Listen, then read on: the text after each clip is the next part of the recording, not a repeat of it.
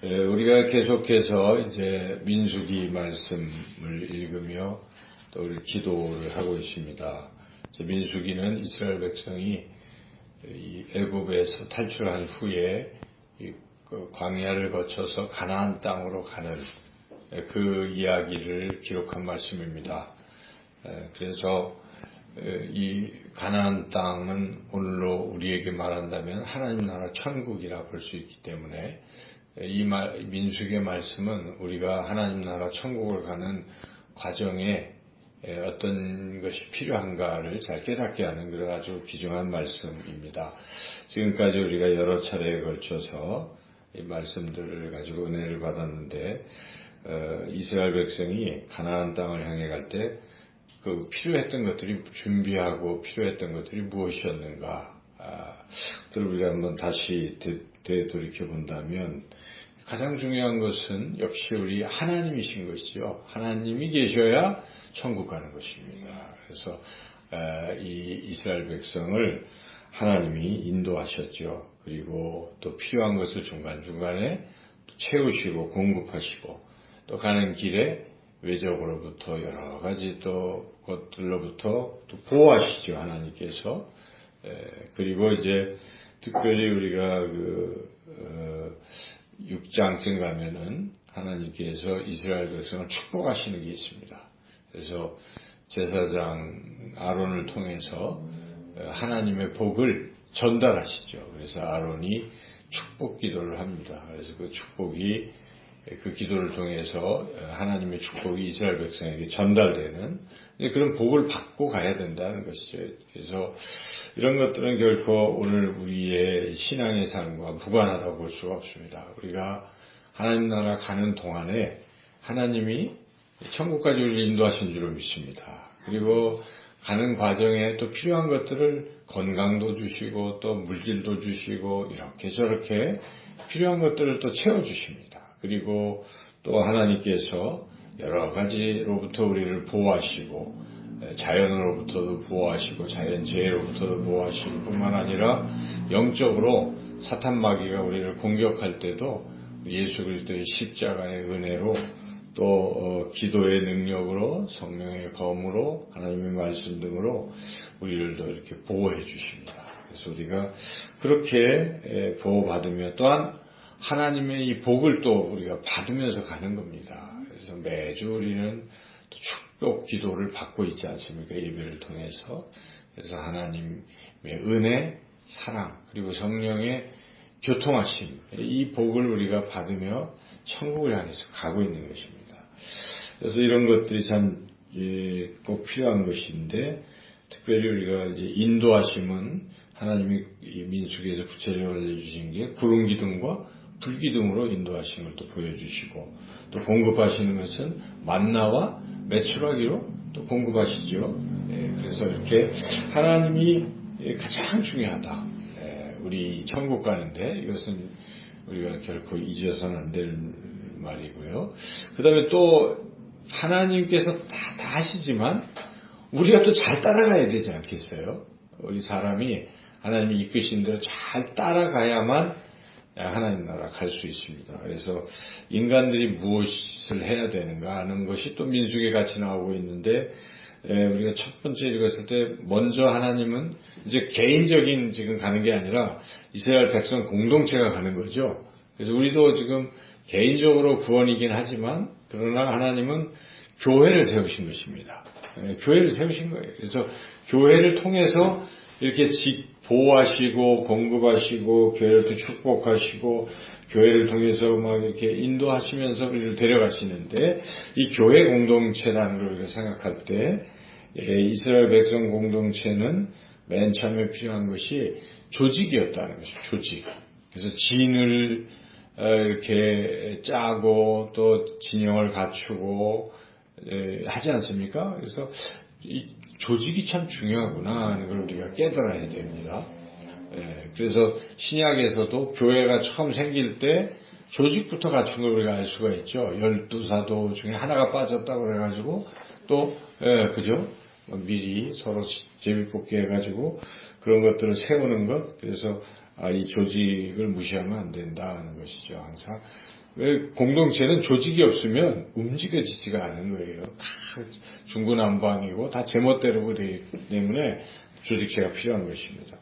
두 번째 또 중요한 것은 우리가 해야 할 일은 예배예요. 왜냐하면 하나님이 인도하시는데 그 하나님을 우리가 사랑하고 하나님을 섬기고 하는 이 과정이 없이는 갈 수가 없어요. 그래서 우리가 이 천국 가는 길에 매주 드리는 주일 예배는 필요한 거예요. 그죠?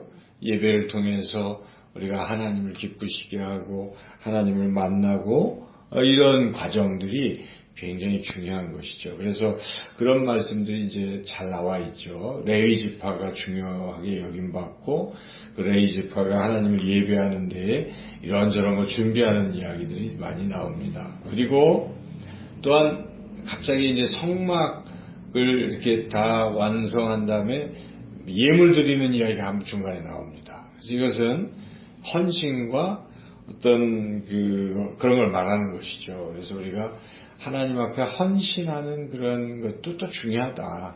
예, 하나님 나라 가는 데 있어서 왜냐하면 이 공동체가 함께 가는 데는 또 누군가의 헌신도 필요하고 그렇습니다. 아까 우리가 해같이 빛나리라 할 때 우리의 이러한 헌신, 그죠? 하나님을 위한 헌신인데 또 교회 공동체를 또 세우기 위한 헌신들이 있잖아요, 여러분. 그리고 또 이웃들을 사랑하고 또 하고 하는 여러분들 헌신이 있어요. 이런 헌신의 부분들을 하나님 기억하신다는 것입니다. 그 헌신이 참 아름다운 것이죠. 그래서 하나님이 그것을 기억하시고 기뻐 받으시는 부분.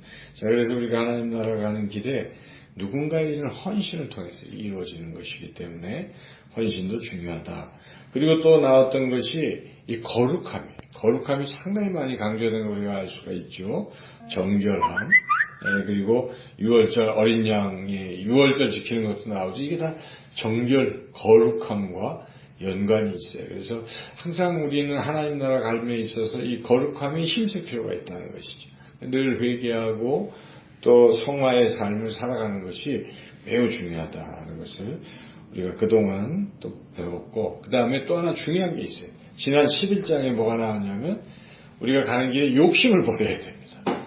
탐욕을 버려야 돼요. 이스라엘 백성이 가나안 땅을 향해 갈 때 광야를 가면서 문제가 됐던 것이 욕심이었거든요. 그래서 다베라에서 욕심을 막 부리고 먹을 것 욕심 부리고 또 그 뒤에 우리가 설교는 전하지 않았지만 본문에는 만나에 대한 거 지겹다 이거죠. 고기가 먹고 싶다 이런 식으로. 그래서 매출하게 하나님 주시고 하시긴 한데 여하튼 그러한 욕심을 하나님 굉장히 싫어하시는 걸 우리가 볼 수가 있어요. 만나도 하루에 하나씩만 먹어야지 괜히 몇 개씩 가져다 놔봤자 썩어버립니다. 매출하기도 주신 것이 고기 이 사이에 막 고기가 씹힐 때 하나님이 사실 진노하신 것이죠. 그 욕심 때문에. 그래서 여기에 11장 마지막 33절을 보면 고기가 아직 이 사이에 있어 씹히기 전에 여호와께서 백성에게 대하여 진노하사 심히 큰 재앙으로 치셨으므로, 그렇죠? 이것은 하나님이 싫어하신다는 겁니다. 이 탐욕, 욕심. 그래서 욕심은 안 좋은 겁니다. 그래서 하나님 나라 가는데 욕심을 부리면 안 돼요. 그래서 막 더 움켜쥐려고 할 것이 아니라 하나님이 주시면 자꾸 나눠주고 베풀고 너그럽게 넉넉하게 살아가는 모습 하나님은 보시고 기뻐하시는 것이고, 자, 그래서 우리가 이 하나님 나라 갈 때 우리 신앙의 모습들이기도 하죠. 이거 하나하나가 참 중요한 요소들이에요. 자, 그리고 이제 오늘 이 본문 12장에서는 또 굉장히 중요한 요소를 말씀하는 거예요. 그거는 지도자라는 것이에요. 지도자가 또 중요하다. 지도자. 그래서 12장에는 지도자 5세 이야기가 지금 나오고 있습니다. 지도자. 그래서 우리가 이 지도자를 어떻게 생각할 것인가 하는 겁니다. 하나님께서는 하나님의 백성 공동체를 이끌어감에 있어서 지도자를 세우신다는 거죠. 그래서 구약에도 이 지도자들이 계속 나오잖아요. 마찬가지로 신약에서도 12사도를 비롯해서 지도자들을 세운다는 것이죠. 바울이 굉장히 한 일이 무엇입니까? 교회마다 뭘 합니까? 장로들을 막 세우거든요. 바울이 거기를 굉장히 중요하게 여겼다는 것이죠. 그것은 이러한 지도자가 없이는 이거 안 되는 거예요.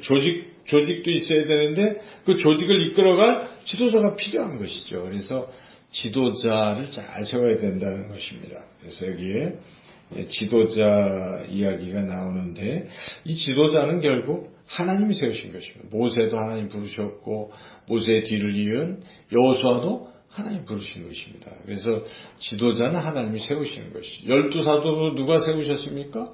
예수님이 세우신 것입니다. 그렇게 또 7 집사 성령이 충만하고 믿음이 충만한 것 하나님이 성령을 통해서 교회 성도들을 통해서 이렇게 또 세우시잖아요. 물론 교회 성도들을 통해서 세운 것이 사도들이 세웠어요.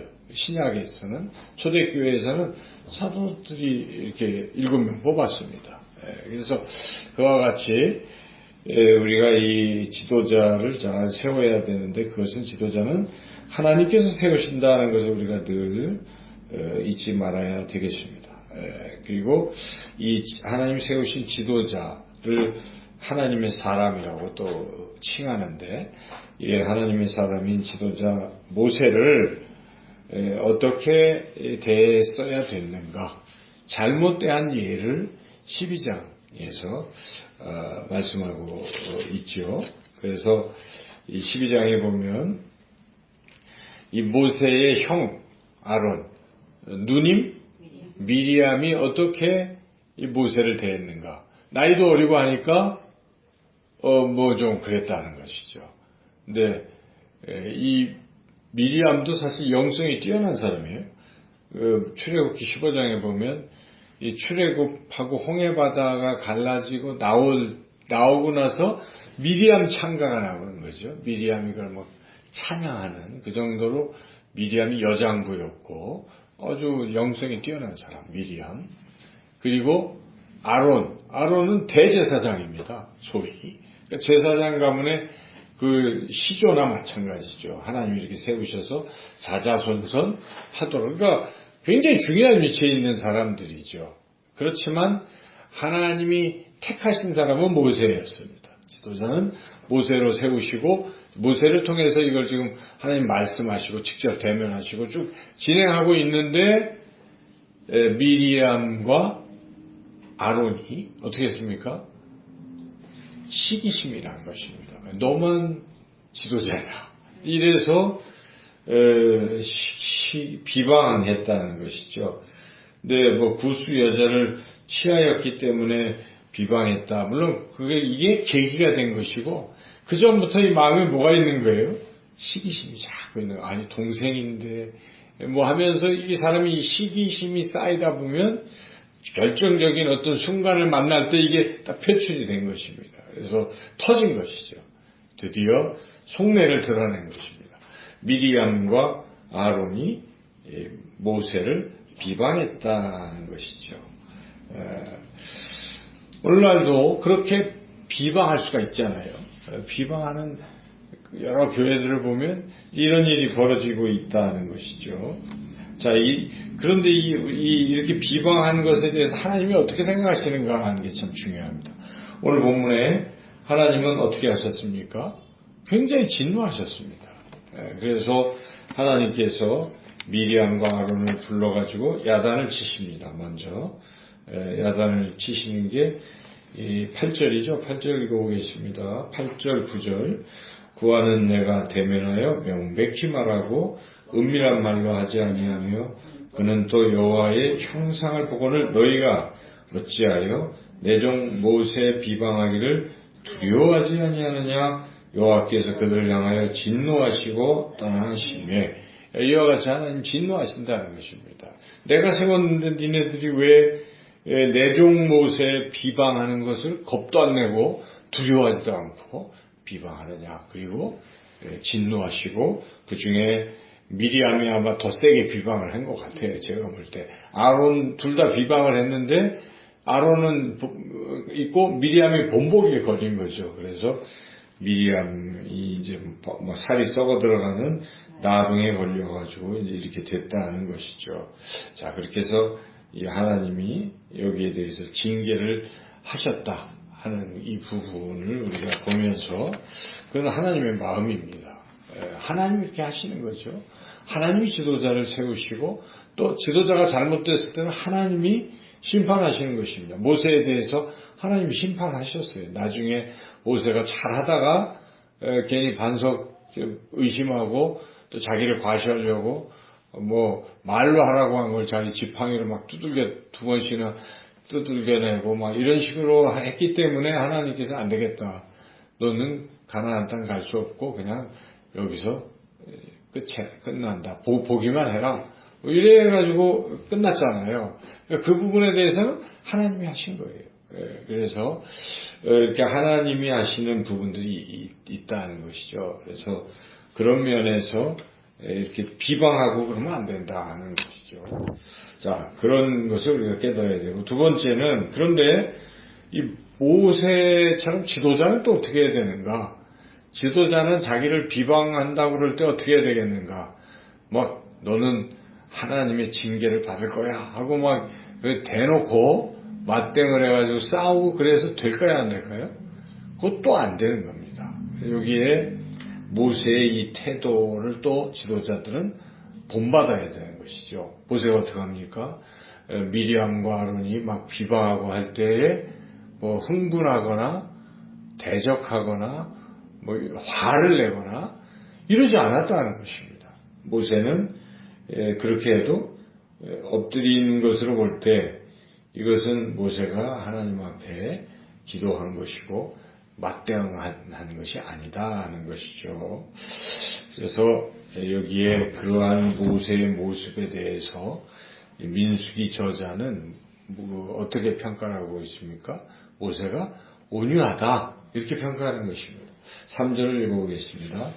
이 사람 모세는 온유함이 지면의 모든 사람보다 더하더라. 세상에서 제일 온유하다. 그러니까 자기를 막 비방하는데도 온유하다는 표현은 그냥 가만히 있었다는 것입니다.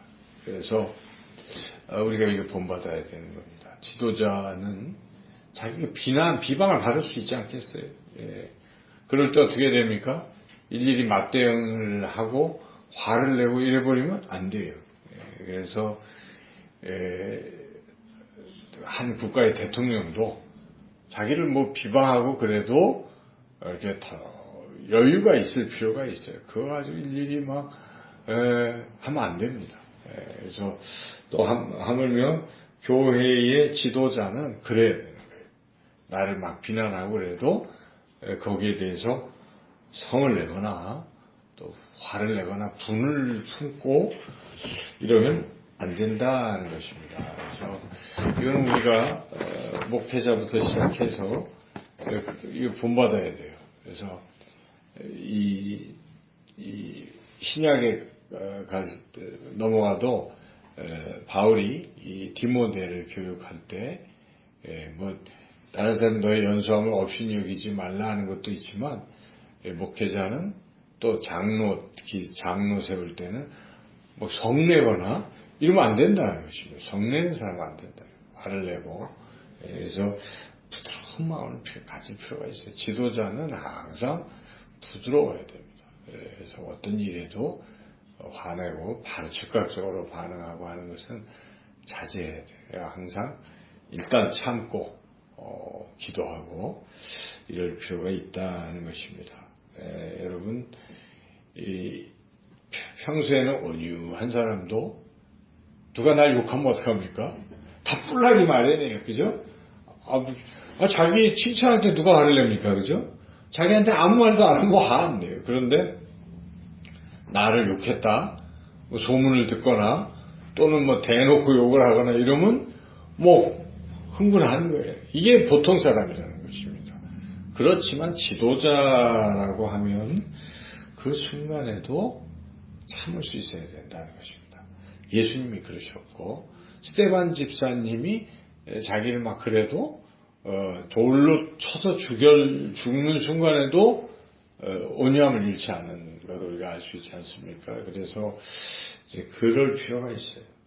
지도자라면 하나님의 사람이라고 한다면 그런 순간에도 성내지 말고 여러분 온유함을 품으시기를 축원합니다. 자, 이제 또 한 걸음 더 나가야 돼요. 나를 욕한다 그래서 참자 하는 정도가 아니라 적극적으로 나를 욕하는 사람을 위해서 뭘 하라는 것입니까? 기도를 해야 된다는 것이죠. 오늘 본문에 모세는 자기를 욕하는 미리암과 아론, 특별히 아론이 그 미리암이 나병에 걸렸다고 모세한테 와서 막 부탁을 할 때 모세가 기도하지요. 13절 읽어보겠습니다. 모세가 여호와께 부르짖어 이르되 하나님이 원하건대 그를 고쳐주옵소서. 이렇게 모세는 자기를 막 비난했던 미리암이 나병에 걸렸을 때 하나님께 고쳐달라고 기도했다는 것입니다. 그래서 우리가 나를 비난하는 사람을 위해서도 기도할 수 있어야 된다는 것입니다. 물론 우리는 자연스럽게는 나를 좀 따르고, 그죠? 나를 사랑하는 사람을 위해서 더 많이 기도하는 건 그건 당연해요. 바울도 그랬어요. 바울도 빌립보 교인 너희들이 눈이라도 자기가 안질에 걸려 있잖아요. 빼어줄 만큼 나를 사랑한다. 뭐 등등등 이제 이렇게 하면서 내가 더 감사하고 더 이렇게 기도하고 그러잖아요. 그건 뭐 인지상정이니까 우리가 그럴 수 있어요. 그죠? 그런 뭐 가깝고 나를 더 사랑하는 사람이 더 많이 기도하는 것, 더 간절히 기도하는 것은 옳아요. 그렇지만 나를 비난하는 사람을 저주하거나 또는 뭐 아예 무관심하거나 기도하지도 않고 하는 것은 안 된다는 것입니다. 그런 사람일지라도 나를 사랑하는 사람만큼은 못할지라도 그건 당연하지만 그래도 기도를 빼먹으면 안 된다는 것입니다. 여러분 기도의 대상자들의 수를 자꾸 늘릴 필요가 있어요. 특별히 나를 미워하는 사람을 위해서도 기도를 해야 돼요. 하나님. 그 사람이 바른 길을 걸어가게 해주시고 뭐 등등등 이제 이렇게 쭉 해서 기도할 필요가 있다는 것입니다. 그 기도는 새벽만 하는 것이 아니라 막상 나를 막 비난하고 있을 때도 어떻게 되겠습니까? 그 사람을 위해서 기도해야 돼.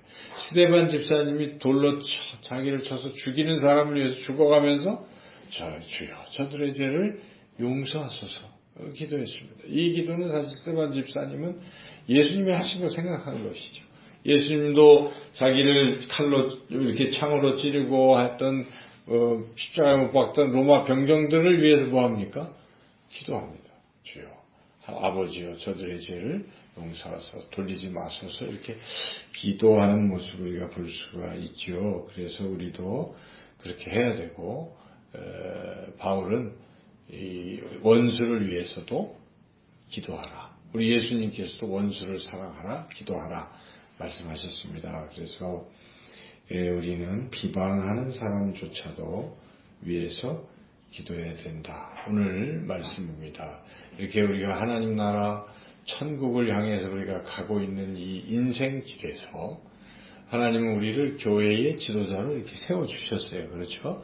그래서 지도자는 하나님 지키실 것이고 우리가 해야 할 일은 설령 누군가 나를 비방하고 비난할지라도 그에게 막 화를 내고 똑같이 하면 안 됩니다. 온유한 모습으로 대해주시고 그리고 진심으로 그가 돌이키도록 또는 잘 되도록 우리가 위해서 그렇게 기도해야만 이 공동체가 선다는 것입니다. 지금 하나님의 관심은 사실은 지도자에게 있는 것이지만 지도자를 통한 전체 공동체를 생각하는 거예요. 이게 지도자가 무너지면 이게 오합지졸이 돼서 다 무너져서 천국 다 못 가는 것이 망하는 거예요. 여러분 교회를 생각하실 때도 교회가 무너지는 걸 두려워해야 됩니다. 우리는 그렇죠. 뭐 개인 지도자에 대한 사랑의 문제가 아니라 이 공동체가 무너지면 안 돼요. 그래서 하나님이 세우신 이 교회 공동체가 결코 무너지지 않도록 그러기 위해서 지도자로 바로 서야 되는 것이고 지도자를 위해서 기도해야 되는 것이고 또 지도자는 또 그렇게 잘해서 가야 된다. 그래서 우리가 함께 우리는 교회 공동체입니다. 교회 공동체, 그리고 또 섬나 공동체, 또 여러분의 가정 공동체, 또 이렇게 하는 이런 공동체들이 이 국가 공동체가 잘 설 수 있도록 지도자들을 위해서 기도하고, 또 여러분이 지도자일 경우 지도자로서 모세와 같은 그러한 온유함과 또 중보 기도자로 나아가시기를 주님의 이름으로 축원합니다.